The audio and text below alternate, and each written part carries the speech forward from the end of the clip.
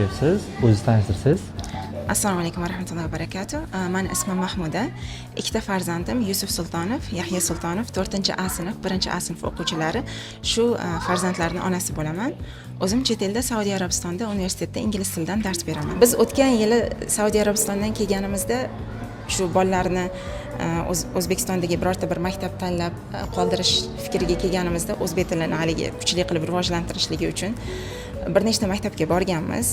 Keyin Rahimov Schoolga ham kelganmiz. Bolalar bilan birgalikda Yusuf Yahyani birga olib kelganmiz. Ungacha to'g'risi qo'rquv bo'lgan, ikkilanish bo'lgan. Endi baribir bolalarni birinchi marta O'zbekistonda tashlab ketishimiz bo'lishi bo'lardi. Rahimov Schoolga kelganimizda suhbat qilishganda bolalarni Yusuf bilan Yahyani qanaqangidir ular xotirjam bo'lishgan. Keyin aytishganki, "Aya, dada, shu maktabni tanladik, shu maktabda qolmoqchimiz" deyishgan. Biz ham dadasi ikkalamiz xotirjamlikni his qilganmiz. Rahimov School tanlovimiz bo'lgan. Hozir mana 1 yil bo'ldi.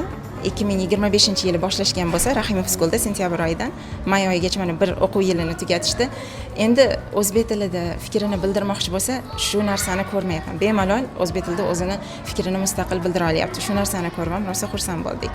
Men o'ylaymanki, O'zbekistonda muhitiga moslashish jarayoni oson bo'ldi. Nimaga? Chunki Rahimov Schooldagi shu o'rganayotgan narsalari, shu yerda olayotgan ta'lim tarbiyasi O'zbekistonga moslashishga ijobiy ta'sir ko'rsatdi deb o'ylayman, xursand bo'laman.